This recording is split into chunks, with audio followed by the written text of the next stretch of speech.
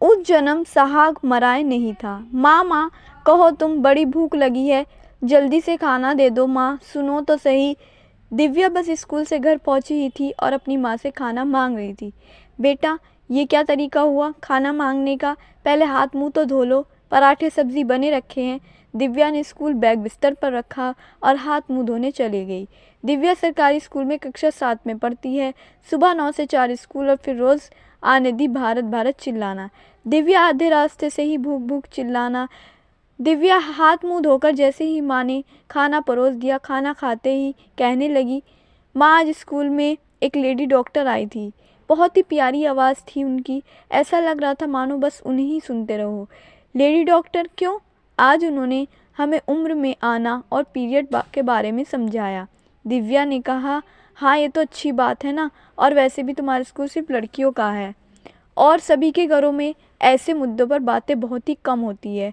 और हाँ दिव्या, अगर तुम्हें कभी कुछ लगा कि पूछना चाहिए तो बेझिझक होकर पूछना, शर्माना मत, समझी? अरे माँ मुझे अभी कहाँ पीरियड शुरू हुए हैं। दिव्या बोली, ऐसी बात नहीं है, और तुम अब 7वीं में हो, इस साल या अगले साल तक ही आ जाएंगे, माँ ने कहा।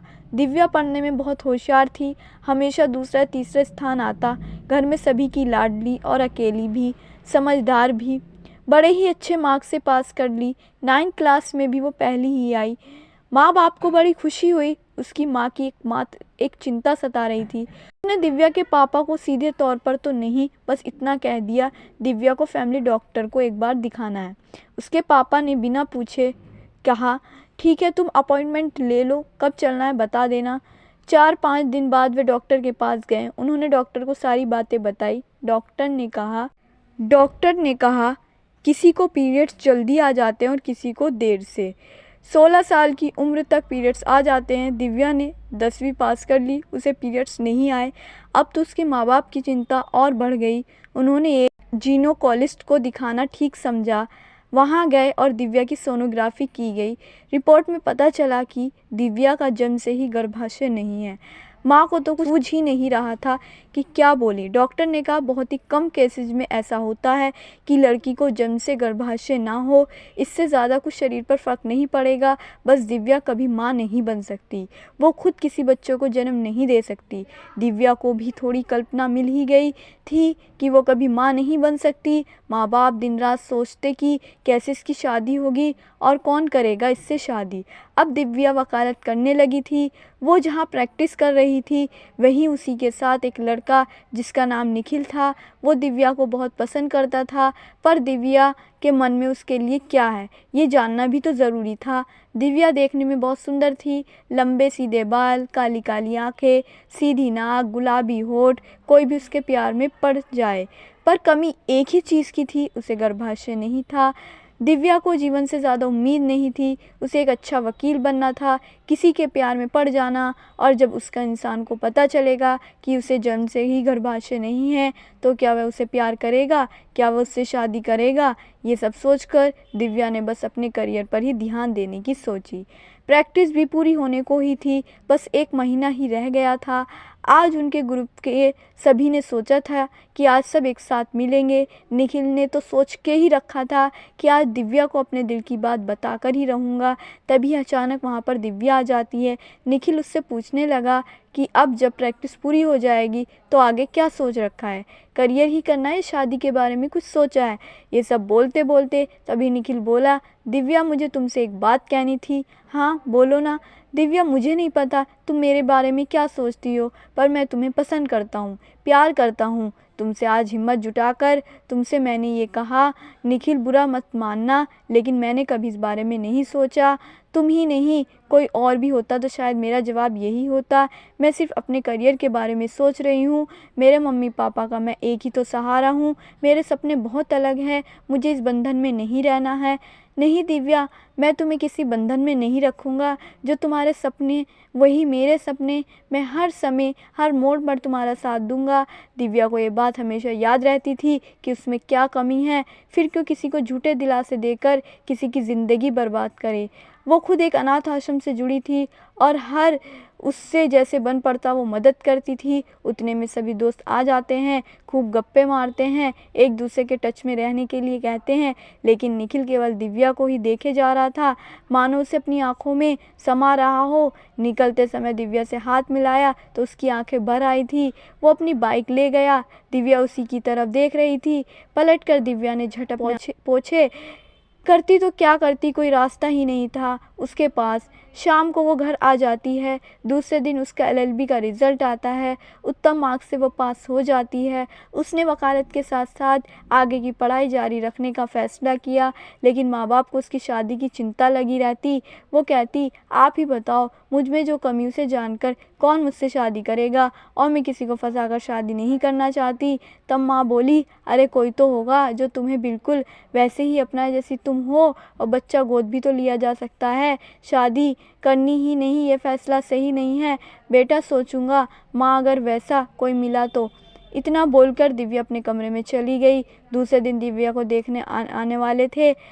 लड़का दिव्या की मौसी का कोई रिश्तेदार था, पर माँ उसे सच तो बताना पड़ेगा। हाँ बेटा, पहले तुम ऑफिस से घर तो आओ। दिव्या आज जल्दी घर आ गई, हाथ मुंह धोकर तैयार होने लगी। आखिर वो भी तो इंसान है, उसकी भी तो कुछ भावनाएं हैं। उसे भी तो लगता होगा ना कि कोई है जो दिल से प्यार करे, अपने हक का हो। और ऐसा भी लगता है क्योंकि ये प्राकृतिक है, अपने दुख में हमेशा अपने साथ खड़ा हो। दिव्या आज बहुत ही सुंदर लग रही थी। उसने गुलाबी रंग की साड़ी पहनी थी और मैचिंग चूड़ियाँ। उन चूड़ियों को देखकर उसे निखिल की याद आ गई। उतने में माँ ने आवाज़ लगाई। वो तुरंत किचन में आ पहुंची, अपनी भावनाओं को दबाते हुए। उतने लड़के वाले आ जाते हैं, उसके माँ बाप और एक छोटा भाई। माँ ने सभी को पानी दिया और दिव्या को आवाज़ लगाई। दिव्या एक कुर्सी पर आकर बैठ गई। लड़के वालों ने काफ़ी सवाल किए और दिव्या ने बहुत ही अच्छे तरीके से सभी सवालों का जवाब दिया। उन्हें दिव्या पसंद आ गई। लड़के के पापा कुछ कहने ही वाले थे। दिव्या बोली, मुझे आप लोगों से कुछ कहना है, पहले मेरी बात समझ लें, फिर आप निर्णय लेना, हाँ कहनी है या ना। लड़के वाले सोच में पड़ गए कि आखिर क्या बात है। दिव्या बोली, मैं एक पढ़ी लिखी लड़की हूँ, हाँ नौकरी भी करती हूँ, अच्छा कमाती भी हूँ, घर का काम भी अच्छे से कर लेती हूँ, पर मुझ में एक कमी है, मुझे जन्म से ही गर्भाशय नहीं है। लड़का ये सुनकर तो सुन रह गया। उसकी माँ होली, मतलब तुम्हें पीरियड्स आए ही नहीं? हाँ, मुझे पीरियड्स आए नहीं, मैं कभी माँ नहीं बन सकती। अगर इतना सब कुछ जानते हुए भी आप लोगों की हाँ है तो मैं तैयार हूँ इस शादी के लिए। थोड़ी देर के लिए तो सब शांत हो गए थे। उतने में लड़का उठा और बोला, मैं तैयार हूँ तुमसे शादी करने के लिए। उसकी माँ बोली, तुम्हारा दिमाग तो ठिकाने पर है, तुम्हें पता है तुम क्या बोल रहे हो? ऐसा करके तुम कभी खुद का बच्चा नहीं होगा। हाँ तो क्या हुआ माँ, और जिन्हें शादी करके बच्चा नहीं होता तो उनका क्या, वो भी तो गोद लेते हैं ना बच्चों को। और यहाँ तो दिव्या ने हमसे कुछ छिपाया भी नहीं।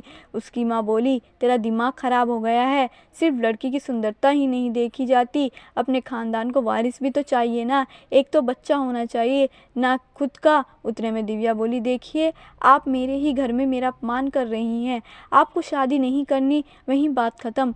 और मैं भी तो ये पूछ सकती हूँ ना कि इसका सिरपम काउंट कितना है भगवान कितनी बेशरम है ये लड़की, ऐसी लड़की से तो राम बचाए। और वो लोग वहाँ से चले गए। ये क्या तरीका है बात करने का? दिव्या माँ ने कहा। क्या गलत कहा उसने? अगर लड़का सवाल पूछ सकता है तो एक लड़की को भी तो उतना हक है सवाल करने का। अपनी लड़की में कोई कमी नहीं है, और जो भगवान ने दिया ही नहीं है उसके बारे में क्यों इतना सोचना। और जो लड़का मेरी बेटी को इस कमी के साथ अपनाएगा, मैं उससे अपनी बेटी की शादी करूंगी। दिव्या के पापा ने कहा। ये सुनकर दिव्या अपने पापा के गले लग गई और रोने लगी। चिंता मत करो बेटा, भगवान ने तुम्हारे लिए भी किसी न किसी को बनाया होगा, और सही समय पर आने पर वो ज़रूर मिलेगा। ऐसे ही दिन बीतते चले गए। दिव्या अपनी पढ़ाई और करियर में व्यस्त हो गई। एक दिन दिव्या के पापा अपने दोस्त मोहन से दिव्या के बारे में बात कर रहे थे। बात करते करते उनके मुंह से दिव्या की कमी के बारे में ही निकल गया। तब मोहन जी बोले, तुम चिंता मत करो, मेरा बेटा करेगा दिव्या से शादी। ये सुनकर दिव्या के पापा बड़े ही आश्चर्यचकित हुए। उन्होंने कहा, अरे ऐसे कैसे हो सकता है, और भाभी इस रिश्ते को मानेंगी? मोहन जी बोले, तुम चिंता मत करो, मेरा बेटा इतने संकीर्ण विचारों का नहीं है, और मेरी पत्नी एक NGO चलाती है, वो इन बातों को नहीं मानती। दिव्या के पापा ने घर आकर दिव्या को और उसकी माँ को सारी बातें बताई। दिव्या बोली, पापा सही में सब कुछ ठीक से बताया है ना? पिछली बार की तरह तो नहीं होगा? तुम चिंता मत करो, वैसा कुछ भी नहीं होगा। वो लोग शुक्रवार को आने वाले हैं। शुक्रवार का दिन आ गया। मोहन जी अपनी पत्नी और बेटे निखिल के साथ दिव्या के यहाँ पहुँचे। दिनों दोस्ती ने अपने अपने परिवार को एक दूसरे से परिचय कराया। मोहन जी की पत्नी ने लड़की को बाहर बुलाने को कहा। दिव्या की माँ ने आवाज़ लगाई और दिव्या सभी के लिए नाश्ता लेकर आई। दिव्या को देखकर निखिल बोला, दिव्या ये तुम्हारा घर है? हाँ निखिल, तुम दोनों एक दूसरे को पहचानते हो? चलो अच्छा है। फिर मोहन जी बोले, हाँ पापा, दिव्या और मैं एक साथ लॉ की प्रैक्टिस करते थे। हम दोनों बहुत ही अच्छे दोस्त हुआ करते थे। फिर तो दिव्या को कुछ पूछने की ज़रूरत ही नहीं। अब बस तुम दोनों के विचार क्या है ये पता चल जाए, निखिल की माँ ने कहा। दिव्या के पापा बोले, एक काम करो, तुम दोनों दिव्या के कमरे में बैठकर बात कर लो। दोनों दिव्या के कमरे में चले गए। दोनों बेड पर बैठ गए। दिव्या ने कहा, निखिल तुम्हें मेरे बारे में सब कुछ मालूम है? निखिल ने दिव्या का हाथ अपने हाथों में लिया और कहा, दिव्या बस इतनी सी बात के लिए तुमने मुझे ना कहा? एक बार कह के तो देखती। तुम जैसी हो मुझे स्वीकार है, क्योंकि मैं तुमसे सच्चा प्यार करता हूँ। और देखो ना, किस्मत ने भी हमें फिर से मिला दिया है। पर क्या तुम्हें रिश्ता मंजूर है? तुम मुझे आज भी उतना ही पसंद हो जितना उस वक्त पसंद थी। मम्मी पापा का मान रखने के लिए मैं लड़की देखने आया और देखो सामने तुम थी। अगर मेरी किसी और लड़की से भी शादी हुई होती तब भी पहला प्यार तुम ही रहती। दिव्या बोली, निखिल इतना प्यार करते हो मुझसे? हाँ बोलो, जीवन भर साथ दोगी मेरा? बाहर सभी उनके जवाब का इंतज़ार कर रहे थे। हाँ निखिल, मैं तैयार हूँ तुम्हारा साथ देने के लिए, पर तुम्हें ये मालूम है ना, मैं कभी भी माँ नहीं बन सकती। ऐसा मत बोलो दिव्या, किसी अनाथ बच्चे को हम गोद भी तो ले सकते हैं ना। और अगर हमारी शादी हुई तो और पता चलता कि मुझसे कुछ कमी है, तब भी तो तुम क्या करती? लड़की होने का मतलब ये नहीं कि सब दोष तुम ही में हो। और मैं ऐसी ओछी मानसिकता वाला नहीं हूँ, ये तुम्हें भी पता है। Thank you Nikhil. और वो निखिल के गले लग गई। पागल कहीं की। चलो, सब बाहर इंतज़ार कर रहे हैं। दोनों बाहर आए। उनके चेहरे की मुस्कुराहट देखकर सभी समझ गए कि दोनों की हाँ, दोनों को कुछ ही दिनों में शादी हो गई और दोनों ने एक बहुत सी प्यारी बच्ची को गोद लिया। निखिल और दिव्या एनजीओ चलाने के साथ साथ नौकरी भी करते हैं। दिव्या आज एक बच्चे की नहीं, एनजीओ के सभी बच्चों की माँ बन गई है। एक बच्चे को जन्म देना ही बस मातृत्व नहीं होता, अनाथ बच्चों की माँ बनना और उन्हें अपनी ममता से पालना, उन्हें संभालना भी मातृत्व होता है।